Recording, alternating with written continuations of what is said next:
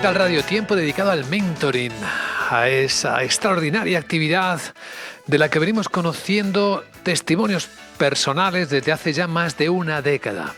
Hoy en este espacio que realizamos en colaboración con la Red de Mentoring de España, hoy no está con nosotros su fundador y CEO Julio Rodríguez, está viajando, le enviamos un fuerte abrazo, pero sí están nuestros invitados que además forman parte de un programa de innovación internacional que persigue atraer experiencia e innovación a España. Es el ICEX Rising Up in Spain, un programa del que hemos conocido ya a numerosos protagonistas. Es un programa que, recordamos, acompaña a startups de alto potencial en su implantación y crecimiento desde España. Muchas lo hacen como puente para acceder al resto de la Unión Europea y acceder al ecosistema y al mentoring, por supuesto. Nos acompañan dos invitados que viven el programa desde perspectivas muy diferentes, pero podríamos considerar como complementarias.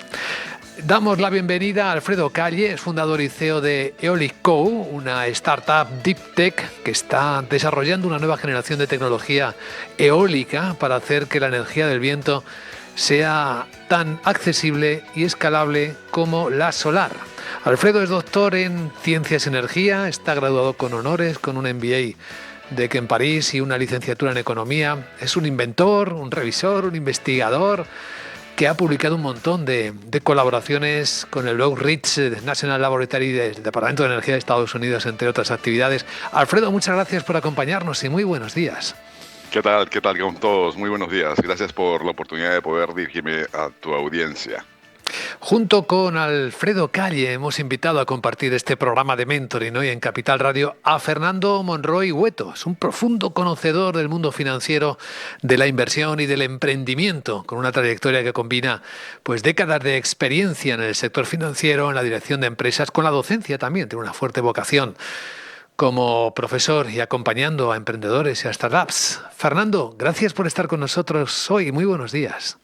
Muy buenos días, encantado, muchísimas gracias. Encantado. Pues vamos a comenzar la conversación, si te parece bien, contigo, Alfredo. Cuéntanos algo de tu visión en el mundo empresarial. ¿De dónde salió esta idea de hacer a la energía eólica algo parecido a lo que los paneles solares hicieron con la energía fotovoltaica?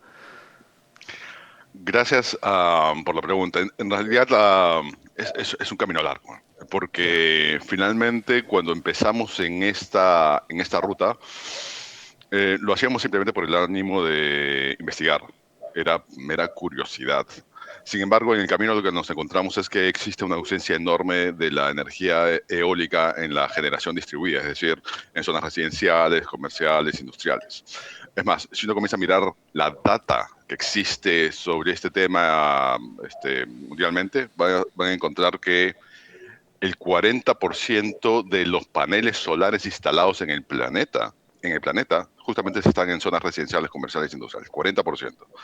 Pero para el caso de la energía eólica, esa cifra cae a un 1%. Es decir, hay una ausencia enorme de la energía eólica en la generación distribuida, y eso es justamente lo que nos impulsó a seguir avanzando y desarrollando esta tecnología para bien de todos. Hay una particularidad bastante importante, que es por qué es que esta ausencia se da. Y esta ausencia se debe a que los molinos eólicos modernos que conocemos son máquinas sorprendentes, muy eficientes, pero son sorprendentes y eficientes solamente cuando son gigantes, cuando son enormes. Cuando ese mismo diseño es reducido a escalas menores, toda esa eficiencia se pierde. Y eso es precisamente lo que nosotros hemos resuelto. Hemos creado un nuevo sistema eólico que es capaz de alcanzar esos mismos niveles de eficiencia y de costos que esos gigantescos molinos, pero a una fracción del tamaño, a un tamaño diseñado justamente para zonas residenciales e industriales. Ajá, ahí está vuestra aportación de valor con vuestra compañía. Fernando, para ir intercalando las conversaciones que van a confluir en un punto común, que es en la experiencia de acompañar y apoyar startups, empresas que empiezan a expandirse fuera de sus fronteras naturales, desde tu experiencia acompañando a muchas startups, ¿qué errores crees que se repiten con mayor frecuencia en las startups internacionales cuando comienzan a operar en otros mercados o en el mercado de España, por verlo más de cerca? Bueno, yo creo que como idea crítica sería la del, bueno, si uno viene a un mercado, la idea más lógica y incluso pues sencilla, ¿no? Sería conocer profundamente ese mercado, ¿no? Y yo creo que eso tiene tres vectores, ¿no? Hay un vector que está relacionado con el ámbito legal, laboral, fiscal, ¿no? Por ahora en España, que tiene unas peculiaridades, ¿no? Que son completamente diferentes a las de otro mercado, ¿no? Luego hay otro vector que está relacionado con ámbitos más, yo llamaría, bueno, de negocio, ¿no? En nuestro mercado, ¿no? Nuestro mercado, las propias adaptaciones del pitch, las propias adaptaciones a lo mejor de ámbitos de marketing, sobre todo en proyectos B2C, ¿no? No igual no tanto en proyectos B2B, ¿no? Pero en proyectos B2C tienen que adaptarse a esa idiosincrasia, a ese lenguaje, a ese mercado local, ¿no? Y además, en esta línea, pues yo creo que hay que entender que bueno, pues hay especificidades, ¿no? Los ciclos de venta, ¿no? Los ciclos de venta, ¿no? En un mercado pueden ser diferentes en otro, ¿no? Por ejemplo, en España tenemos unos ciclos de venta en mercados B2B probablemente largos, ¿no? O comparativamente más largos que en otros mercados. Entonces, yo creo que esos dos vectores son críticos, ¿no? Los más formales, legales, fiscales, laborales, y los que tienen que ver con, de alguna manera, la perspectiva del negocio. Veamos el caso práctico, caso real de Eolic, la experiencia de Alfredo Calle, porque vosotros decidisteis establecer vuestra futura sede en España, ¿no? ¿Y cuáles fueron las razones, Alfredo? Mira, es una combinación, como todo en la vida, en realidad, es una combinación de factores. El factor, pero yo lo centraría en realidad en dos factores más importantes, que son los que más pesaron en esa toma de decisiones. El primero es el mindset. Europa en general, España por supuesto también, tienen un mindset muy claro en temas de descarbonización de la economía. Y en comparación con otras partes del mundo, ustedes están a la vanguardia en ese sentido. Pero también hay un tema de mercado. Y cuando hablas de mercado, en realidad los mercados más grandes para una startup como la nuestra son o bien Estados Unidos o bien Europa. Y sucede que para el caso de Estados Unidos, hoy día, con la administración actual, digamos, la energía renovable no es una prioridad. Y eso es algo que está clarísimo para todos los que navegamos en esta vertical. Mientras que Europa en realidad está muy distante, tiene una política mucho más abierta a energías renovables y a nuevas tecnologías en esa dirección. Entonces, esos fueron los principales factores que finalmente inclinaron esta decisión. Y hay que mencionarlo, ISEX tomó un papel muy importante en esta toma de decisiones, porque ellos nos acompañaron desde el principio. A ISEX los conocimos en el South Summit de Madrid del año pasado, donde fuimos finalistas. Y ahí iniciamos las conversaciones, y es este programa que ellos tienen, el Rising Up in Spain, lo que finalmente nos llevó a considerar más seriamente España como un elemento de apertura del mercado europeo. Para nosotros España es justamente la puerta al mercado europeo, así como lo vemos. Pero además también está Beas Vizcaya, porque hoy día estamos en Bilbao situados, de paso. Entonces, si queremos ver en orden de ideas, es ISEX nos trae España, pero Beas Vizcaya nos trae Bilbao. Básicamente así es. Así podéis trabajar en paralelo, perfectamente entendido. Bueno, en el caso de Fernando Monroy, Fernando ha decidido incorporarse como mentor al programa ICES Rising Up in Spain, que estás citando. Y me gustaría, Fernando, que tras escuchar a Alfredo, pues compartieras con nosotros qué es lo que te ha motivado a dar este paso, qué crees que puede aportar a emprendedores internacionales que quieren crecer desde España, con la perspectiva tan buena, tan real, ¿no?, que nos acaba de contar Alfredo. Bueno, aunque parezca un poco tópico, pues humildemente, aparte que uno es viejo, ¿no? Que yo creo que es evidente por el pelo, ¿no? El pelo súper blanco, ¿no? Bueno, pues la verdad que después de una cierta carrera profesional, siempre con un foco más financiero, ¿no? Digamos, mi flavor o mi visión es más financiera. Bueno, pues realmente pienso que puedo aportar, ¿no? un poco de valor a todo este ecosistema. La verdad es que humildemente pues llevo muchos años, ¿no? No sé, más de 10, 15, 20, ¿no? Soy también el presidente de una red de Business Angels de San Francisco en Madrid, ¿no? Con la que empecé, ¿no? Y bueno, pues esto me unió también con mi amistad con Julio, pues es un poco la que uno cree que puede aportar, ¿no? Un poco de experiencia, ¿no? en este mundo, en este querido mundo. pues en ese ámbito, el financiero, y participando en esa red de Business Angels que está conectada con Los Ángeles, hay una queja bastante común del ecosistema de startups, de emprendimiento en España, es que quizás no hay suficiente capital para financiar estos proyectos, o eso es algo que no es del todo cierto. Para mí, ¿o para quién? Sí, para ti, claro. Bueno, vamos a ver. Yo creo que es que esto es una pregunta un poco, sería un poco larga, ¿no? Yo creo que el proceso de financiación de una empresa, de una startup, es un proceso ordenado, ¿no? Aquí el orden de los factores sí altera el producto, ¿no? Hay que seguir unos esquemas, hay que seguir un orden. No es lo mismo deuda que equity, no es lo mismo deuda de entidades públicas que de entidad privada. O sea, en cada fase, ¿no? Al final una empresa tiene una cierta analogía antropomórfica, ¿no? Son como las personas, ¿no? Nacen, crecen, se desarrollan y ojalá no mueran. Probablemente cada fase exige un modelo, exige unos instrumentos de financiación adecuados, ¿no? Que yo diría que hay que conocer, que hay que saber mezclar. Si uno creo que no entiende ese momentum, ¿no? O ese proceso, puede llevar un poco a, bueno, pues a ciertos niveles de satisfacción. Yo creo que hay instrumentos, evidentemente, por supuesto, en la vida serían óptimos más, por supuesto que sí, ¿no? Pero en España hay instrumentos públicos y privados, ¿no? En diferentes fases, ¿no? Que realmente pues aportan muchísimo valor, ¿no? En fases tempranas los instrumentos de NISA, instrumentos de CEDET, instrumentos de Neotec, ¿no? Luego en fases más posteriores, ¿no? Y instrumentos de Business Angels, luego en fases más posteriores. Yo creo que es muy importante entender el momentum, ¿no? El momentum que acompaña a la financiación y que acompaña al desarrollo de la startup. Qué buena aproximación la que acaba de hacer Fernando Monroy. Y aquí sí que nos permite conectar con la experiencia de Alfredo Calle, ¿no? En Eolic. ¿En qué momento estáis? ¿Cómo habéis conseguido la financiación de la expansión internacional de vuestra compañía? ¿O estáis trabajando en ello, Alfredo? Ambas cosas, en realidad. Ya venimos en esto desde el 2021 digamos, a 100% dedicados, pero los inversionistas privados comenzaron a entrar en el 2023. Es donde ahí finalmente comenzamos a tomar velocidad. Y cuando hablo de inversionistas privados, estoy hablando de inversores como Techstars, como Third Derivative, que son dos instituciones americanas bastante reconocidas en ese ecosistema.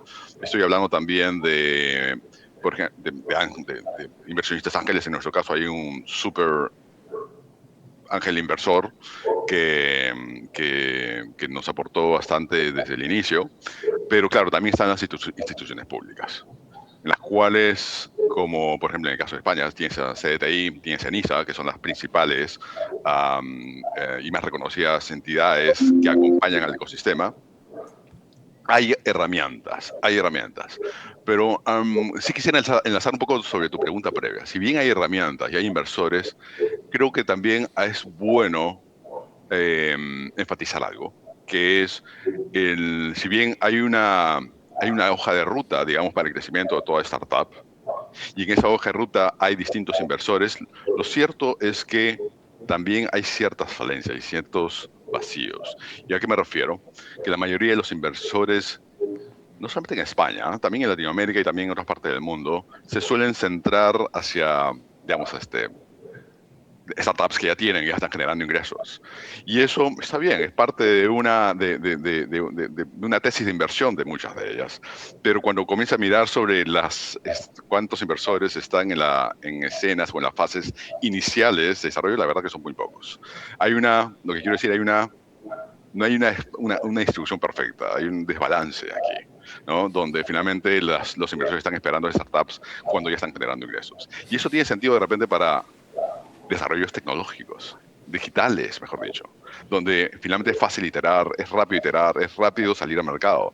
Cuando estás hablando de Deep Tech, que es nuestro caso, por ejemplo, y el caso también de cosas como fusión nuclear, como AI, como los cohetes, donde cuando hablas de Deep Tech, la situación cambia totalmente. Y es de ahí donde sí veo que el ecosistema en general, no solamente el español, en general, hay una ausencia latente, en donde hay una oportunidad digamos, estamos hablando de grandes desarrollos que son transformativos, y donde el impacto es enorme, en términos generales, no solamente para las economías, sino también para los inversores. Entonces, ahí sí creo que hay otros ecosistemas en el planeta que llevan una ventaja, que sí ven claramente esa realidad. Está reflejando una realidad y es muy interesante esto que acaba de explicar Alfredo Calle, y sobre lo que me gustaría conocer, Fernando Monroy, tu opinión. Sí, vamos a ver. Yo sí que he observado, ¿no?, en estos últimos años bueno, pues hoy hay más opciones de inversión. Estoy hablando sobre todo de la inversión privada, ¿eh? Pues no voy a entrar en instrumentos públicos que tienen otras dinámicas e incluso tienen otros recursos ya garantizados, ¿no? Por presupuesto, ¿no? ENISA tiene un presupuesto asignado, CEDETI, etcétera, ¿no? Los gobiernos autonómicos que apoyan determinadas agencias de desarrollo autonómico, ¿no? Con motivaciones, pues fundamentalmente empresariales, ¿no? Para que instales ahí la empresa, ¿no? En fin, y todas estas cosas, ¿no? Y eso, bueno, pues eso tiene unas motivaciones, ¿no? Otras motivaciones.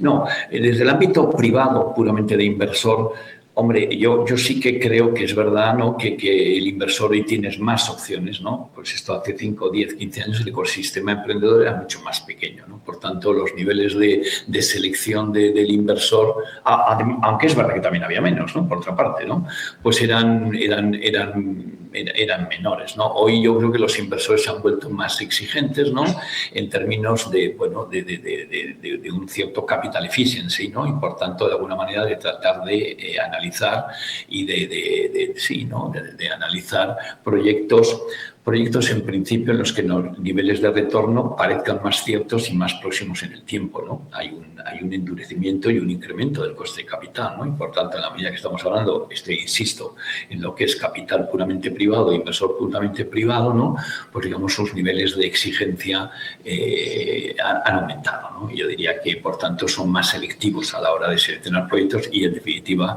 selectivo significa que vean retornos pues más, en teoría, más ciertos y más próximos en el tiempo. Aunque les lleve a perderse algunas buenas oportunidades, efectivamente, pero está perfectamente explicado. Volviendo al programa Rising Up de ICEX, Alfredo, nos gustaría, ya sabemos que tiene entre sus elementos diferenciales el mentoring incluido. ¿Qué tipo de acompañamiento está siendo más valioso para vosotros, para vuestra compañía en esta fase de crecimiento? No solamente es en la fase de crecimiento en la cual nos encontramos. Creo que el tema del mentoring es sumamente importante en toda la fase de crecimiento de cualquier startup. Desde sus fases iniciales, muy iniciales, hasta cuando ya está también en despegue o en crecimiento maduro. A ver, hay un reconocimiento. Nosotros, a ver, los fundadores tienen que tener un reconocimiento bastante claro y práctico en el sentido de que no tenemos ni sabemos todo. Es imposible saberlo todo de antemano. Y esas falencias, el founder tiene que reconocerlas en sí mismo y en el equipo y cubrirlas de la mejor manera posible. El mentoring es justamente esencial ahí. Son esos espacios donde las startups de repente no tienen la capacidad ni el conocimiento ni la capacidad de poder recoger esa información. O sí la tienen, pero es una curva de aprendizaje. Y el mentoring lo que te ayuda es justamente cubrir esos espacios, pero de manera rápida, que es algo fundamental en todas las startups. Necesitas velocidad para liderar estas compañías. Y ahí los aspectos son vastos, desde temas de financiación, por supuesto, pero también hay temas legales, de marketing, hay temas de ventas, hay temas de manufactura, hay multiplicidad de temas para cubrir. Y en eso ICEX sí ha realizado muy buen papel en esta red de mentoring de la cual nosotros gozamos, porque finalmente es un capital que nos pone a disposición ICEX a todos los fundadores de este programa.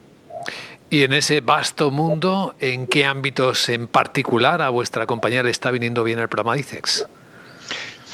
En la parte, por ejemplo, hoy día venimos discutiendo con ICEX toda la parte del crecimiento, de cómo vamos a concatenar todo el crecimiento localmente en España. Y eso tiene varias aristas, no solamente la parte de financiación, que la parte más aburrida, de hecho se pasó, sino la parte operativa, ¿no? ¿Cómo construyes? ¿Cómo comienzas a engranar esa red, no solamente de manufactura que tú puedes necesitar, sino también la red de distribución que uno puede requerir? Eso no es sencillo, tiene su nivel de complejidad, pero también tiene su nivel de complejidad que, digamos, tiene un nivel de complejidad que si lo entiendes correctamente puedes simplificarlo y hacer que todo corra rápidamente, suavemente, sin mayor inconveniente. Pero claro, necesitas información para concatenar todo ese conocimiento y hacer que los modelos funcionen de manera coherente y rápida. Eso es un aporte enorme. Muy interesante cómo aprendemos juntos en este punto de encuentro, en este programa de radio dedicado al mentoring en Capital Radio, con personas que son las auténticas protagonistas de este proceso de enriquecimiento mutuo, porque todo el mundo parece que recibe algo, ¿no? El emprendedor, el empresario con su startup está claro que recibe, pero el mentor que apoya también recibe algo, ¿no, Fernando? Sí, sin duda alguna, ¿no? Yo creo que ahí hay una transferencia, hay una ósmosis, ¿no? Hay una ósmosis de conocimiento, hay una ósmosis de relación, ¿no? Bueno, y por qué no, ¿no? También, bueno, pues en procesos de mentoría más estructurados, ¿no? Es posible que haya una relación también, bueno, pues de intercambio económico, ¿no? A través de diferentes instrumentos, yo qué sé, ¿no? De phantom shares, o etcétera, en el futuro, ¿no? Si eso se articula, ¿no? En el futuro, ¿no? De hecho, yo creo que el proceso maduro siguiente, ¿no? Un proceso de mentoring más institucionalizado como el de ICEX, ¿no? Pues pudiera ser un concepto no sé, ¿no? De advisory board, de consejo asesor, ¿no? Yo lo recomiendo, ¿no? Como decía Alfredo, pues hombre, a veces los fundadores, yo por ejemplo en las startups en las que soy miembro del consejo asesor, ¿no? Del advisory board, pues estoy viendo startups fundadas por fundadores a veces con perfiles muy de producto, ¿no? En muchos casos muy techis, en las que de alguna manera necesitan otras visiones o otros complementos, ¿no? Entonces, por tanto, ese concepto lleva un poco más allá, ¿no? De un puro concepto de mentor de un programa institucional, ¿no? Llevado al concepto siguiente, ¿no? Al escalón siguiente, que es un advisory board, creo que es de un gran valor. Pero insisto, también para el mentor, ¿no? El mentor yo diría que incluso disfruta, ¿no? Se rejuvenece, se energiza, además también, ¿no? Con todos esos proyectos, esos empujes de esas startups tan innovadoras y tan... Sí. Puedes hablar de ello por experiencia propia, ¿verdad? Estamos llegando a los minutos finales de esta conversación tan nutritiva, ¿no? Tan alimenticia en términos de inspiración y de desarrollo empresarial. Fernando, una pregunta muy simple.